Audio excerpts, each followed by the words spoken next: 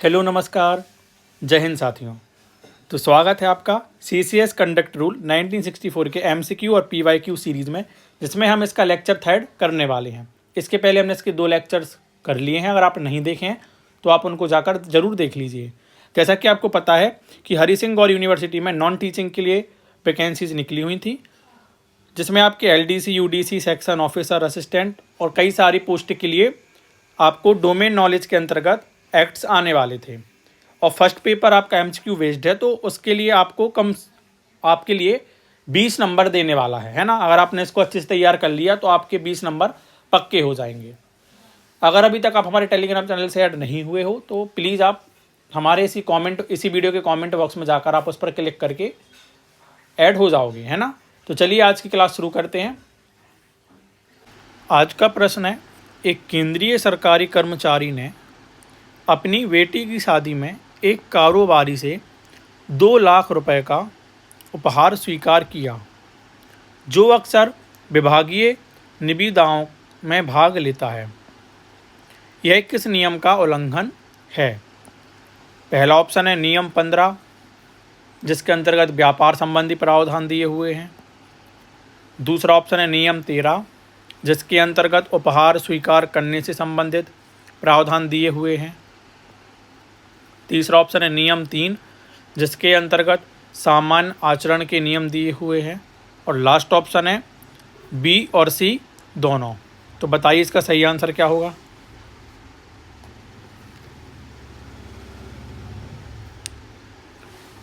क्या होगा? Option D, B और C दोनों। अब एक चीज़ मैं आपको बता दूं कि अगर इसमें क्या बोला उसने, 2 लाख रुपए का उपहार स्वीकार किया, अगर इसकी जगह वो बोलता कि 5,000 रुपये, कितने हज़ार का?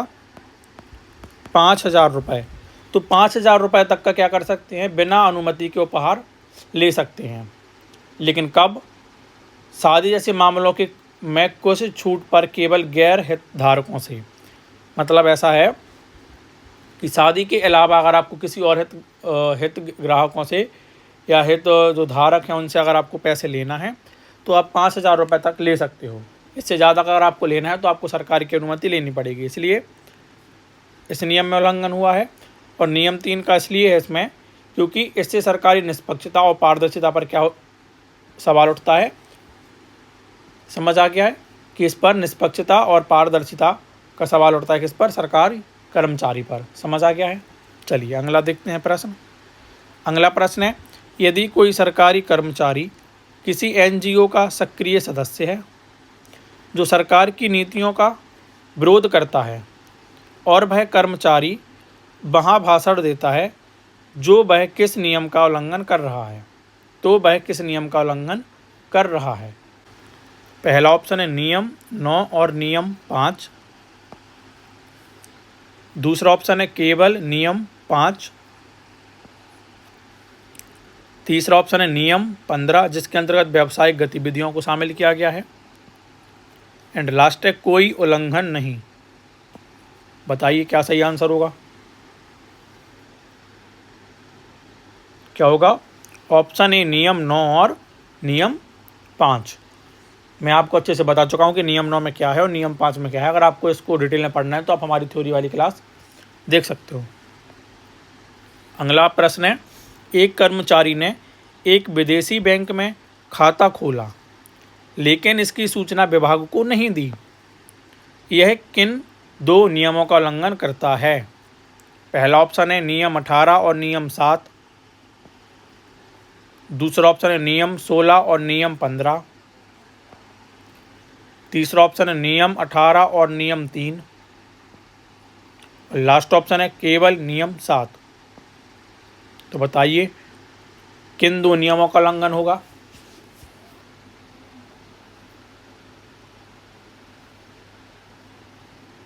तो ऑप्शन सी नियम 18 और नियम 3। समझ आ गया है। अब देखो, जो नियम 18 है, नियम 18 में क्या है, हमने संपत्ति संबंधी प्रावधान देखे थे। इसमें चल अचल और मूल्यवान संपत्ति है ना। नियम 3 में हमने क्या देखा था भैया? सामान्य देखा था। और इसका भी अगर सब क्लॉज 1 की बात की जाए तो इसमें हमने सामान्य आचरण के क्या पढ़े थे भैया? नियम पढ़े थे, कितने पढ़े थे? 21 पढ़े थे, है ना। चलिए अगला है प्रश्न। CCS कंडक्ट रूल 1964 के अंतर्गत इंटीग्रिटी शब्द का सबसे सटीक अर्थ है। पहला ऑप्शन है केवल रिश्वत ना लेना, दूसरा ऑप्शन है आदेशों का पालन, तीसरा ऑप्शन है निर्णयों में निष्पक्षता, ईमानदारी और नैतिकता, और लास्ट ऑप्शन है आपका कानून का डर। बताइए सही आंसर क्या होगा।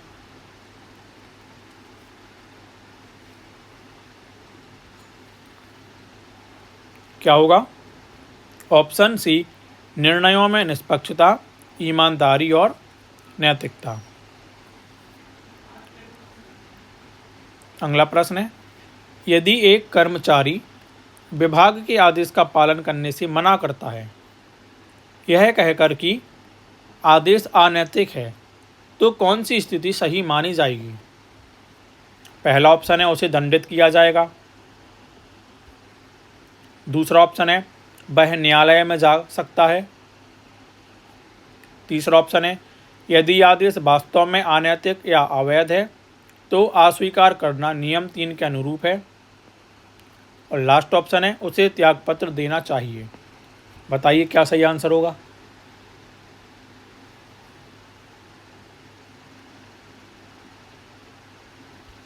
ऑप्शन सी यदि आदेश वास्तव में अनैतिक या अवैध है तो अस्वीकार करना नियम 3 के क्या है? अनुरूप है।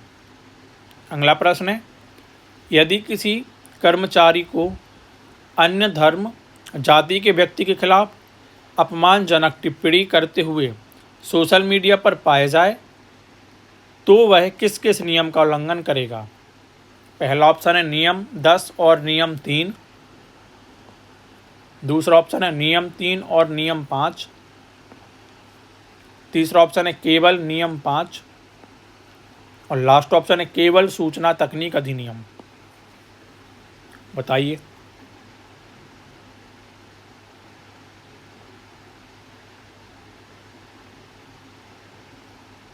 क्या हो जाएगा? ऑप्शन ए नियम 10 और नियम 3। नियम 10 में क्या प्रावधान है? नियम 10 में बोला गया है कि सांप्रदायिक या असामाजिक संगठनों से दूरी रखना अनिवार्य है ना। इस नियम के अंतर्गत इस बात को शामिल किया गया है। अगला प्रश्न है, यदि कोई कर्मचारी गृह मंत्रालय की अनुमति के बिना पाकिस्तान में अपने परिवार को पैसा भेजता है तो वह किस नियम के साथ साथ किस अधिनियम का उल्लंघन कर रहा है? पहला ऑप्शन है नियम 7 और विदेशी मुद्रा प्रबंधन अधिनियम, जिसको फेमा बोलते हैं, फॉरेन एक्सचेंज मैनेजमेंट एक्ट, है ना। सेकंड है नियम 18 और सूचना का अधिकार अधिनियम, तीसरा ऑप्शन है नियम 9 और भ्रष्टाचार अधिनियम, और लास्ट ऑप्शन है नियम 15 और आपराधिक संहिता। बताइए क्या सही आंसर होगा।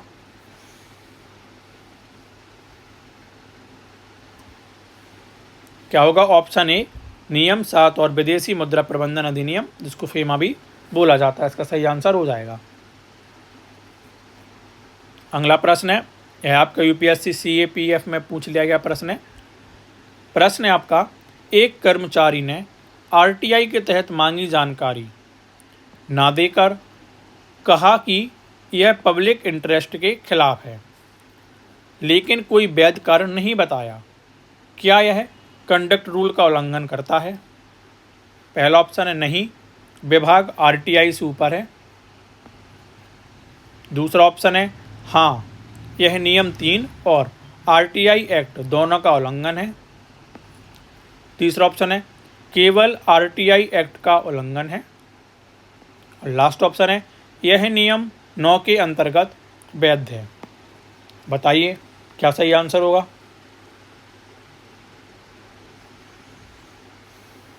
तो इसका ऑप्शन बी राइट हो जाएगा। हाँ, यह नियम 3 और RTI एक्ट दोनों का उल्लंघन है। अगला प्रश्न है, एक सरकारी अधिकारी ने अपने पद का उपयोग करते हुए निजी कंपनी को अनुचित लाभ पहुंचाया और बाद में उसी कंपनी में नौकरी ले ली। यह किस सिद्धांत का गंभीर उल्लंघन? पहला ऑप्शन है पोस्ट रिटायरमेंट एथिक्स, दूसरा है एडमिनिस्ट्रेटिव डिले, तीसरा ऑप्शन है equal opportunity violation and last option है कॉन्स्टिट्यूशनल मोरालिटी। बताइए इसका सही आंसर क्या होगा? क्या होगा? Option A post retirement ethics. देखो क्या होता है कि ऐसे मामले में अधिकारी पर क्या कूलिंग, एक इसमें वर्ड यूज होता है कूलिंग ऑफ पीरियड, है ना। क्या ऐसे जो मामले हैं जो अपन ने क्वेश्चन में देखे हैं, तो ऐसे मामले में कूलिंग ऑफ पीरियड पर क्या होता है? उल्लंघन होता है। और एनओसी मतलब होता है अनापत्ति प्रमाण पत्र के बिना निजी कंपनी में शामिल होना, जो हमने पढ़ा था नियम 15 उसका सब क्लॉज ए, और कंडक्ट रूल की भावना का क्या है? उल्लंघन है। चलिए अगला देखते हैं। अगला प्रश्न है निम्नलिखित में से कौन सी स्थिति मिसकंडक्ट नहीं मानी जाएगी यदि विभाग के आदेश का पालन नहीं किया जाए? पहला ऑप्शन है यदि आदेश स्पष्ट रूप से अवैध है, दूसरा ऑप्शन है यदि आदेश अस्पष्ट है, तीसरा ऑप्शन है यदि आदेश अनुशासनात्मक है, और लास्ट ऑप्शन है यदि आदेश लोक सेवा नियमों के अनुसार हो। बताइए क्या सही आंसर होगा? तो सही आंसर क्या होगा? ऑप्शन ए यदि आदेश स्पष्ट रूप से क्या है? अवैध है। अगला प्रश्न है एक अधिकारी को शिकायत मिली कि उसके अधीनस्थ अधिकारी ने किसी दलित कर्मचारी को जाति सूचक शब्द से कहा। यदि पुष्टि होती है तो वह अधीनस्थ किस कानून और किस सीसीएस नियम का उल्लंघन कर रहा है? पहला ऑप्शन है SC/ST एक्ट और नियम 3, दूसरा ऑप्शन है मानव अधिकार अधिनियम और नियम 9, तीसरा ऑप्शन है IPC की धारा 153 और नियम 10, और लास्ट ऑप्शन है केवल सेवा नियम। बताइए क्या सही आंसर होगा?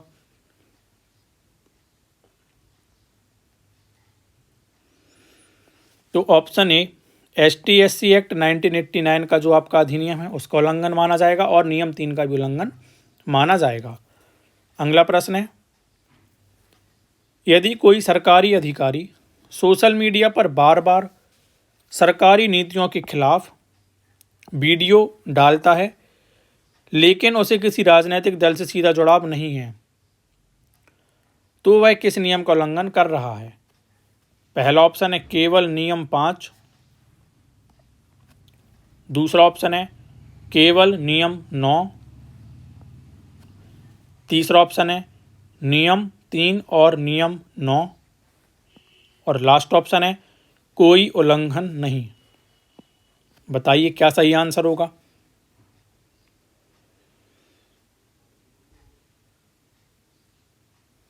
क्या होगा? ऑप्शन सी नियम 3 और नियम 9। अगला प्रश्न है CCS कंडक्ट रूल्स के तहत sexual harassment at work place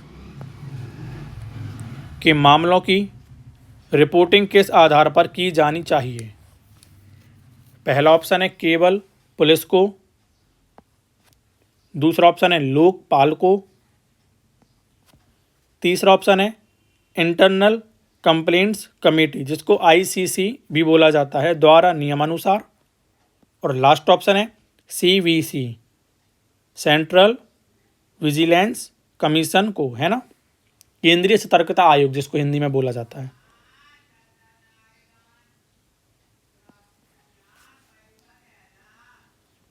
क्या सही आंसर होगा? बताइए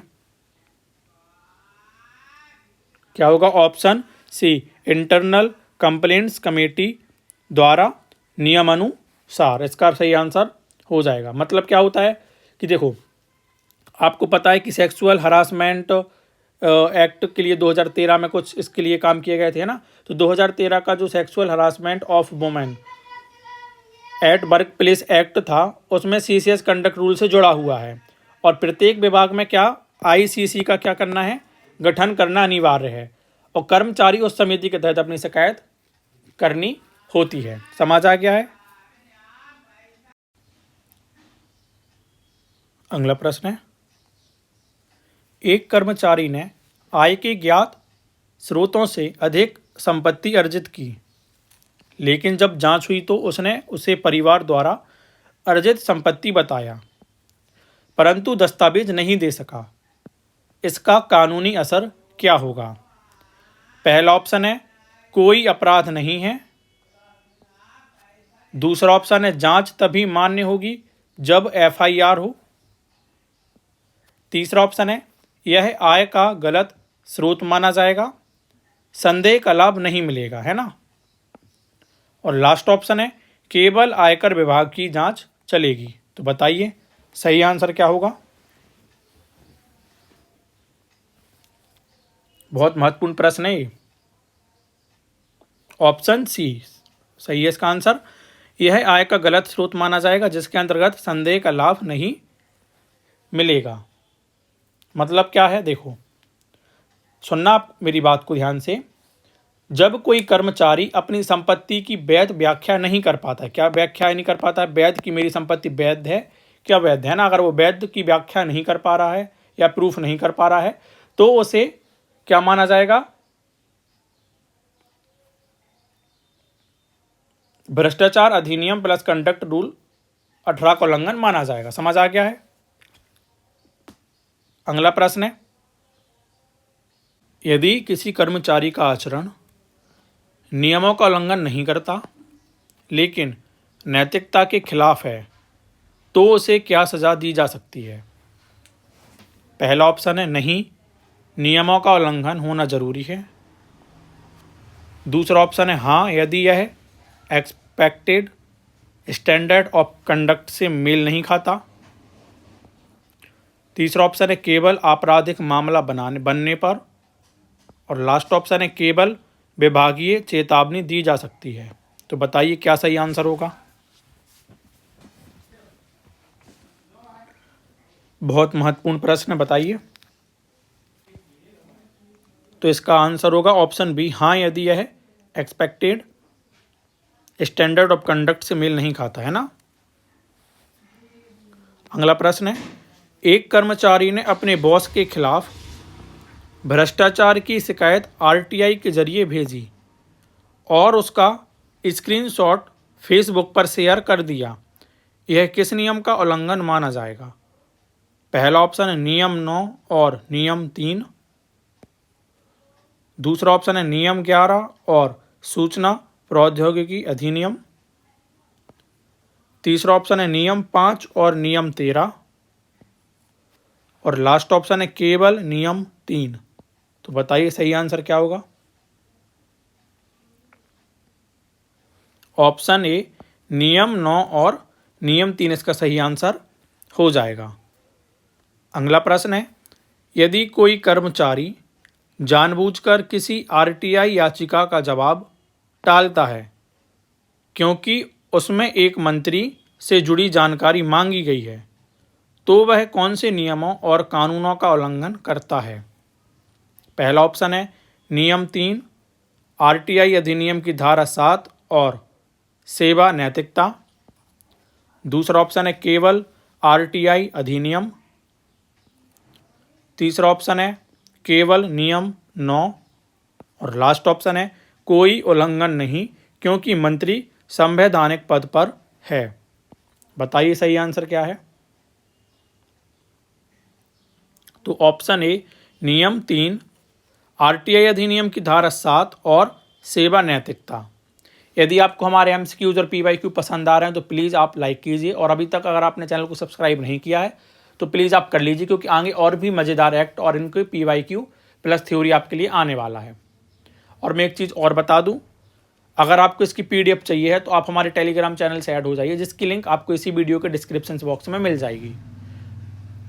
और मैं आपको एक चीज़ और बता दूं कि हमने इसकी थ्योरी कंप्लीट कर ली है, सिर्फ 5 लेक्चर हैं इसके, उससे आपका पूरा जो कंसेप्ट है बिल्डअप हो जाएगा। अगर आपने हमारे थ्योरी के लेक्चर्स नहीं देखे हैं तो पहले आप उनको देख लीजिए, उसके बाद आप एमसीक्यूज की प्रैक्टिस करेंगे तो आपको आई थिंक मज़ा आएगा, है ना।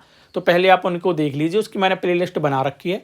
अगर आपको उसकी प्लेलिस्ट की भी लिंक चाहिए है तो मैं आपको इसी वीडियो के कमेंट बॉक्स में उसकी भी लिंक प्रोवाइड करा दूंगा, तो जिस पर आप क्लिक करके 5 जो लेक्चर उनको एक्सेस कर सकते हो। तो चलिए देखते हैं अगला प्रश्न। प्रश्न है, एक सरकारी कर्मचारी ने अपनी बेटी की शादी में राजनेताओं और कॉन्ट्रैक्टर्स को आमंत्रित किया और उनसे महंगे उपहार स्वीकार किए। क्या यह क्या करता है ना। यह क्या करता है, या क्या किस चीज़ का उल्लंघन आप बोल सकते हो, यह किस नियम का उल्लंघन करता है ना। पहला ऑप्शन है सामान्य सामाजिक परंपरा। दूसरा ऑप्शन है नियम 13, नियम 3 और नियम 15 का उल्लंघन। तीसरा ऑप्शन है नियम 5 का उल्लंघन। और लास्ट ऑप्शन है इसे निजी जीवन कहा जाएगा। बताइए सही आंसर क्या है। ऑप्शन बी नियम 13, नियम 3 और नियम 15 का उल्लंघन। नियम 13 में क्या है, तो नियम 13 में हमने देखा था, नियम 13 में आपका गिफ्ट संबंधी प्रावधान है ना। नियम 3 में हमने सामान्य आचरण वगैरह देखे थे, और नियम 15 में हमने क्या देखा था, रोजगार संबंधी और निजी व्यापार संबंधी क्या देखे थे, हमने प्रावधान देखे हुए थे, है ना। चलिए अगला प्रश्न है, अगर एक महिला अधिकारी अपने सहकर्मी के अनुचित व्यवहार की शिकायत की लेकिन विभाग उसे ट्रांसफर कर देता है जबकि दोषी को नहीं छुआ जाता, तो यह क्या उल्लंघन है।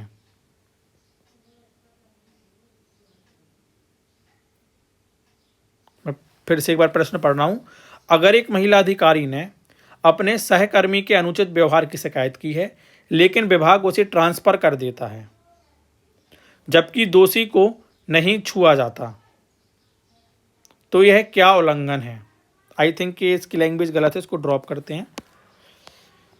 अगला प्रश्न है, नियम 18 के अंतर्गत एक सरकारी अधिकारी को किन स्थितियों में अपनी संपत्ति की जानकारी रिपोर्ट करनी होती है। पहला ऑप्शन है केवल रिटायरमेंट पर। दूसरा ऑप्शन है जब संपत्ति 50,000 से अधिक हो।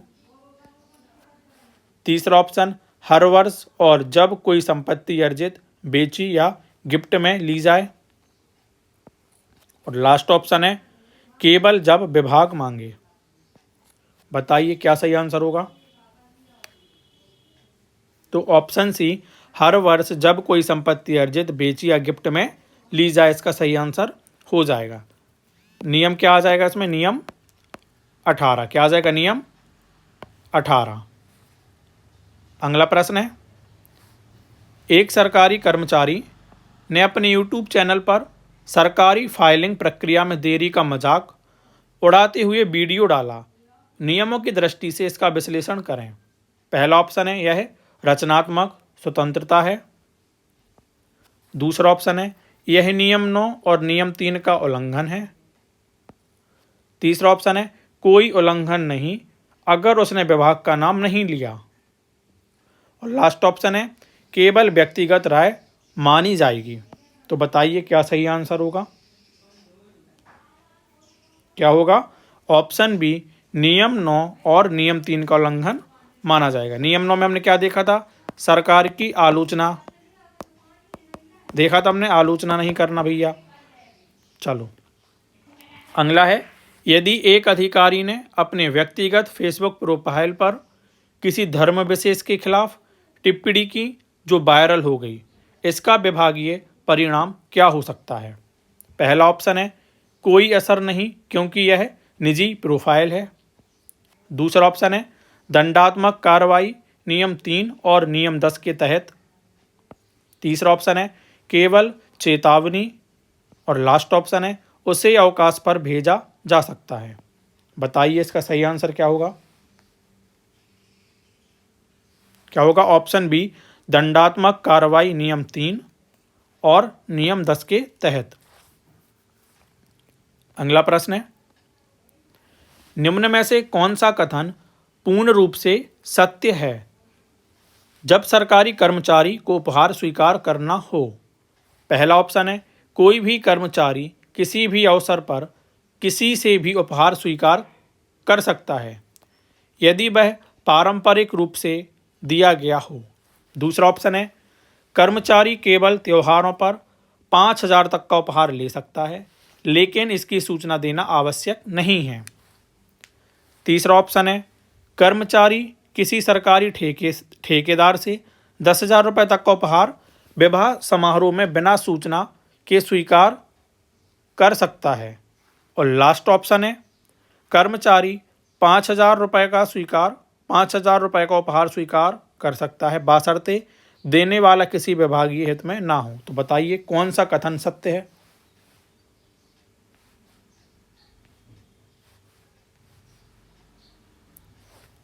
क्या होगा? ऑप्शन डी, कर्मचारी 5,000 रुपये तक का उपहार स्वीकार कर सकता है बशर्ते देने वाला विभागीय हित में या विभागीय हित में ना हो। समझ आ गया है? चलिए अगला प्रश्न है, पब्लिक क्रिटिसिज्म से संबंधित नियम का सबसे सटीक निष्कर्ष क्या है। पहला ऑप्शन है, यदि कर्मचारी सोशल मीडिया पर सरकार के कार्यों की आलोचना करे तो यह केवल निजी राय मानी जाती है। दूसरा ऑप्शन है, कर्मचारी सरकार की आलोचना तब कर सकता है जब वह तथ्यात्मक हो और किसी विशेष दल से संबद्ध ना हो। तीसरा ऑप्शन है, सरकार के खिलाफ कोई भी सार्वजनिक टिप्पणी चाहे तथ्यात्मक हो या नहीं नियम 9 का उल्लंघन मानी जाती है। और लास्ट ऑप्शन है, कर्मचारी प्रेस में व्यक्तिगत विचार साझा कर सकता है बशर्ते उसमें किसी भी अधिकारी या नीति का उल्लेख ना किया गया हो। तो बताइए क्या सही आंसर होगा। सारे के सारे प्रश्न अति महत्वपूर्ण हैं आपके लिए।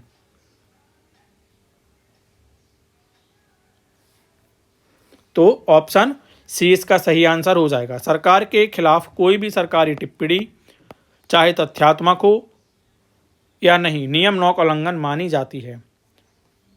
हालांकि इसमें आपका बी और डी भी आंशिक रूप से सही है, लेकिन हमको सबसे सटीक निष्कर्ष चाहिए तो इसका ऑप्शन सी राइट आंसर हो जाएगा, है ना। चलिए अगला प्रश्न है, इंटीग्रिटी शब्द का उपयोग सीसीएस कंडक्ट रूल में निम्नलिखित में से किस रूप में किया गया है। किसका? इंटीग्रिटी शब्द का। पहला ऑप्शन है, केवल भ्रष्टाचार से बचाव करने के लिए। दूसरा ऑप्शन है, ईमानदारी से कार्य निष्पादन हेतु। तीसरा ऑप्शन है, ऐसी अवस्था जिसमें कर्मचारी नियमों का पालन करता है। और लास्ट ऑप्शन है, आचरण की वह अवस्था जिसमें निष्पक्षता, नैतिकता और सेवा हित सर्वोपरि हो। बताइए सही आंसर क्या है।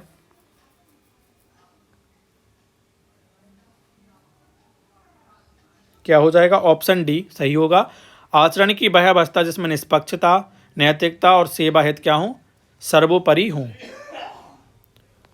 अगला प्रश्न है, यदि एक कर्मचारी ने राजनीतिक पार्टी की सदस्यता नहीं ली लेकिन उनके पोस्टर लगाए और प्रचार में भाग लिया तो निम्न में से कौन सा कथन सही होगा।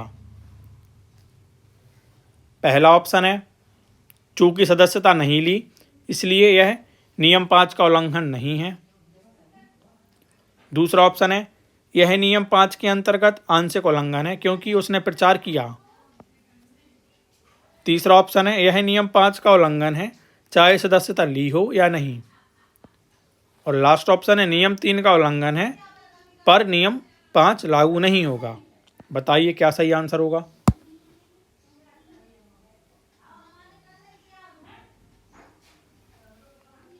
क्या होगा? ऑप्शन सी सही आंसर हो जाएगा। नियम 5 का उल्लंघन है चाहे सदस्यता ली हो या नहीं। अगला प्रश्न है, निम्न में से कौन सा कथन संपत्ति के प्रकटीकरण मतलब नियम 18 के अनुसार गलत है। पहला ऑप्शन है, कर्मचारी को हर साल 31 जनवरी तक संपत्ति की जानकारी देनी होती है। दूसरा ऑप्शन है, यदि कर्मचारी कोई संपत्ति अपने परिवार के नाम पर खरीदता है तो भी उसे रिपोर्ट करना अनिवार्य है। तीसरा ऑप्शन है, कर्मचारी केवल निजी संपत्ति की सूचना देना, परिवार की नहीं। और लास्ट ऑप्शन है, यदि कर्मचारी ने पूर्व अनुमति के बिना संपत्ति खरीदी तो वह दंडनीय हो सकता है। बताइए क्या सही आंसर होगा।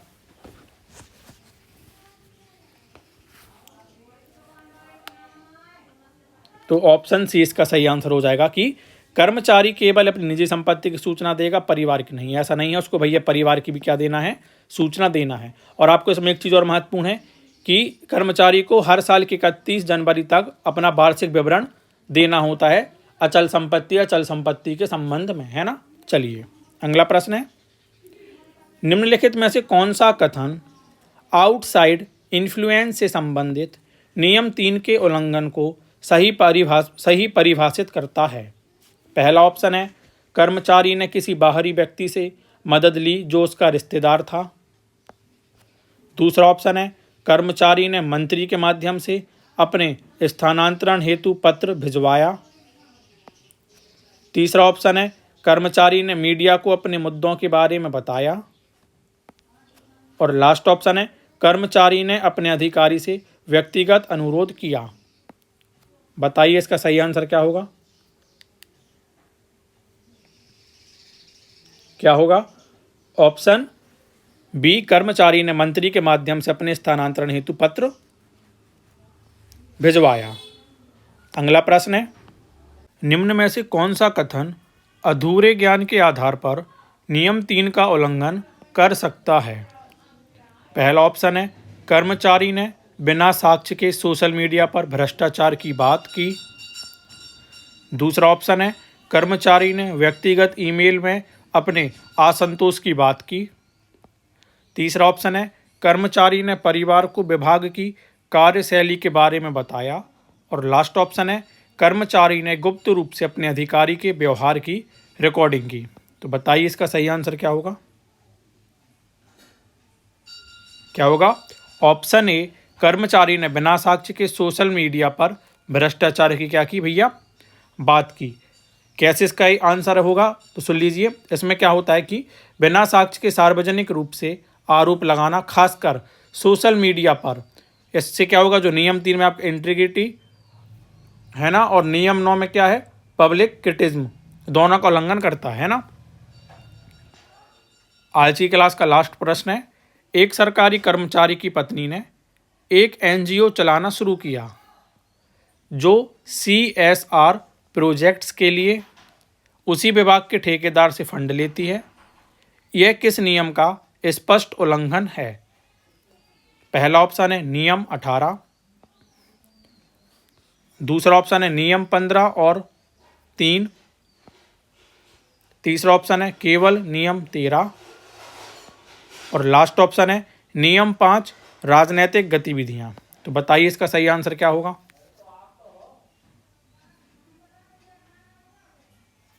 ऑप्शन बी, नियम 15 और नियम 3। नियम 15 में हमने क्या देखा था, एक तो हमने रोजगार और निजी व्यापार भी देखे थे, और दूसरे हमने इसमें क्या देखा था कि जो हितग्राही होते हैं, जो हितों का टकराव इसमें क्या होता है भैया, हितों का इसमें टकराव भी होता है ना। और नियम 3 में हमने क्या देखे थे, सामान्य आचरण के नियम देखे थे, है ना। तो चलिए आज की क्लास को हम यहीं पे एंड करते हैं, मिलते हैं इसके अगले लेक्चर में। जब तक के लिए जय हिंद,